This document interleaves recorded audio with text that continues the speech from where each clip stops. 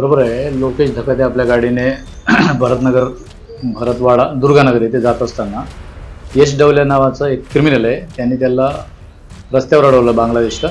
लुक्का चौकात घेतला. त्या ठिकाणी जगदीश गोखलेला फोन करून बोलवलं. जगदीश गोखलेवर पण 27-28 गुन्हे आहेत. तो 2 लोकांना घेऊन आला, ते बिट्टू चौरे आणि लक्की एडेचाल म्हणजे सोनवणे.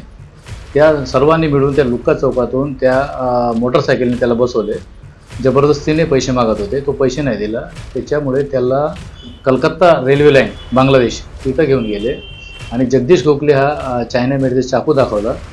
पैसे दे म्हणलं. त्यावेळेला त्याच्याकडे पैसे नव्हते, तर त्याची मोटरसायकल हिसकवले. त्याच्याकडे 2 मोबाईल हिसकवले. त्याच्याकडे टूल किट होता 5,000चं. म्हणजे टोटल 1,30,000चा मुद्देमाल जबरीने हिसकावून पट्ट्याने मारले. त्या शरीरावर पट्टे बेल्ट जो राहतो त्याच्याने मारले आणि चायना मेड चाकू दाखवून हे सर्व प्रकार झालेले आहे. त्याच्यामुळे त्याच्यावर मारहाण करून जबरी चोरीचा गुन्हा दाखल करण्यात आला. 24 तासाच्या आतमध्ये सध्या 3 आरोपी अरेस्ट आहेत. त्यांच्याकडून सर्व गुन्ह्यात वापरलेला मुद्देमाल आणि जबरीने चोरी नेलेला मुद्देमाल सर्व जप्त केलेले आहे. तर एक आरोपी बाकी आहे, त्याला पण लवकरच अटक करू. सर, जे आरोपी अटक आहे त्यांचा पार्श्विक रेकॉर्ड काय समोर आला आहे? आणि सर, आपल्या ज्या एरियामध्ये हे लोक राहतात तिथे आपल्या नावाचा मोठे बॅनर लावून हे लोक दहशत निर्माण करतात, त्यानंतर पोलीस काय करणार? काय नाही, त्याच्या बाबतीत आपण मनपाला पत्र व्यवहार करून त्याला ते काढून घेऊ.